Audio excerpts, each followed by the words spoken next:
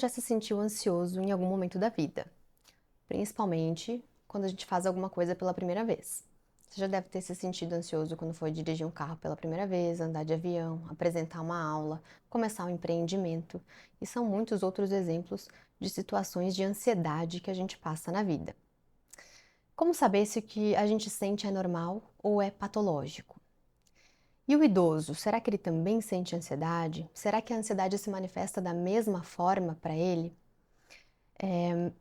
Como que a gente lida com isso? Bom, eu sou a doutora Júlia e eu vou falar com vocês nesse vídeo sobre ansiedade em idoso, tá?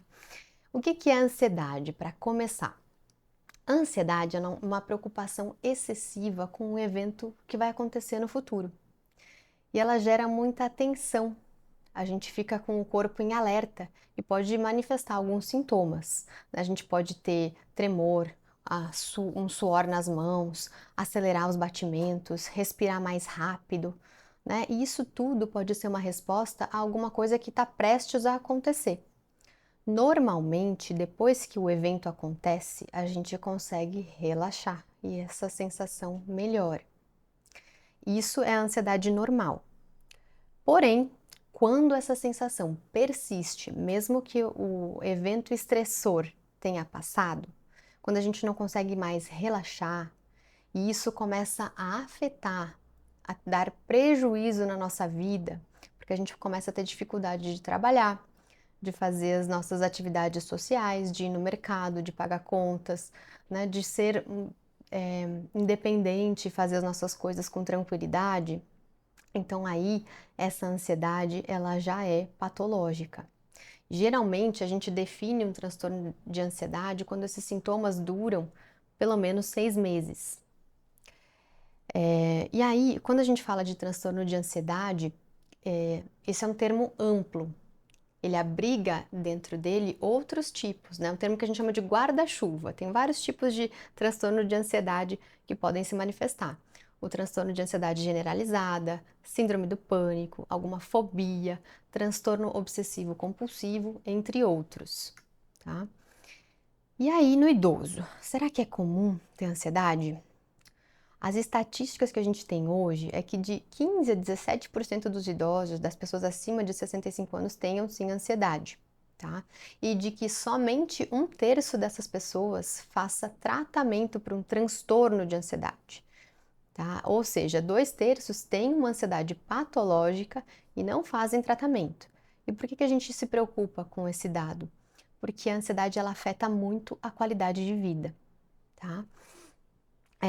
Bem, quando a gente pensa em idoso, a gente sabe que o envelhecimento por si só traz muitas preocupações. A gente vai ter preocupações com doenças crônicas, com renda, aposentadoria, com luto, perdas, com violência, segurança. Então, é natural que a gente tenha momentos de ansiedade, mas não é normal ter a ansiedade que interfere nas nossas atividades do dia a dia, certo? Então, o idoso, ele pode ter alguns fatores que podem favorecer, né, a se associar aí com a ansiedade. Algumas doenças crônicas podem estar associadas, vou citar algumas para vocês, como doenças da tireoide, doenças pulmonares, como a doença pulmonar obstrutiva crônica. Então, principalmente nas crises de falta de ar, isso pode gerar mais ansiedade.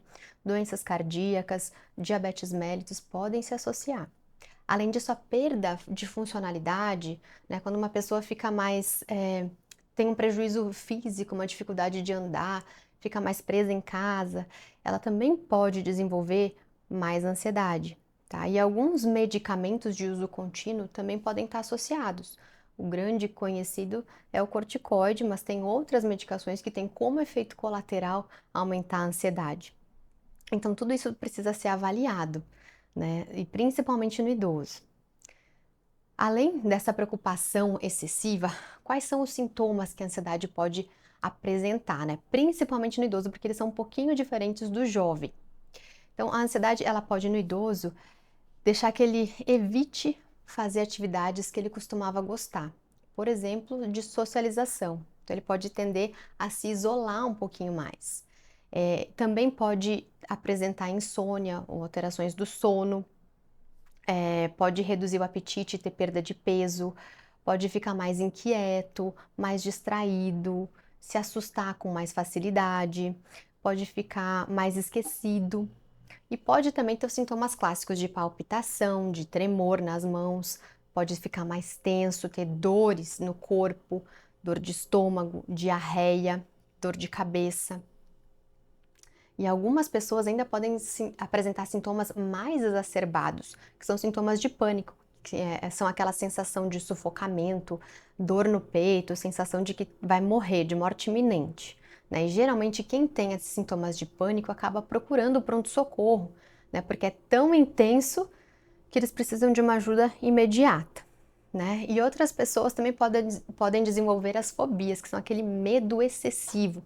E no idoso, as fobias elas estão mais relacionadas a preocupações com quedas, com doenças e com morte, tá?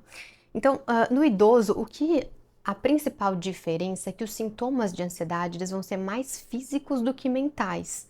Então, frequentemente eu recebo pacientes com queixa de perda de apetite para a gente investigar, com perda de peso, com esquecimentos, até com dor de estômago crônica, e depois de uma extensa investigação, descartando causas orgânicas, né, a gente acaba concluindo que esses sintomas se devem à ansiedade exacerbada ou até depressão. A ansiedade e a depressão elas andam juntas também, né? Então isso é comum no consultório do geriatra. E é por isso que a gente precisa conhecer esses sintomas para diagnosticá-los, porque muitas vezes a gente acaba tratando aquele sintoma, aquela diarreia, aquele incômodo, a insônia com outros medicamentos e não trata a causa de tudo isso, que é um transtorno de ansiedade. Tá? E como que a gente lida com a ansiedade, né? Qual que é o recomendado para a gente tratar? Então, o padrão ouro de tratamento hoje é a terapia cognitivo-comportamental, tá? Que é um tratamento feito com psicólogo, que vai consistir em alguns pontos importantes. O primeiro deles eles chamam de psicoeducação, que é entender que aquele sintoma se deve à ansiedade. A gente precisa reconhecer o nosso problema primeiro. Segundo, que a psicoterapia ela é uma ferramenta de autoconhecimento. E eu acredito que o autoconhecimento é um dos grandes objetivos da vida, a gente entender como a gente pensa, como a gente é e como a gente reage a tudo que acontece.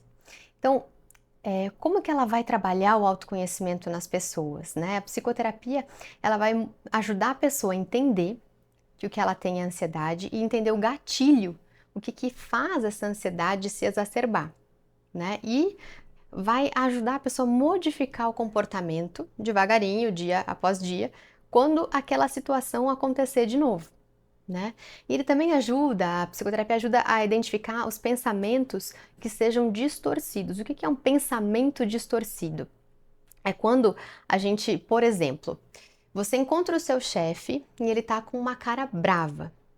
E aí você logo acredita que ele tá bravo com você, mas você não tem nenhuma evidência disso. Você criou essa situação na sua mente, reagiu a ela e isso gerou uma ansiedade muito grande, né? Então, a terapia, a psicoterapia cognitivo-comportamental, ela te ajuda a identificar esses pensamentos distorcidos e a trabalhar para que você não reaja mais dessa forma, né? Então, são ferramentas que são muito úteis e hoje são a melhor evidência de que auxilia nos transtornos de ansiedade.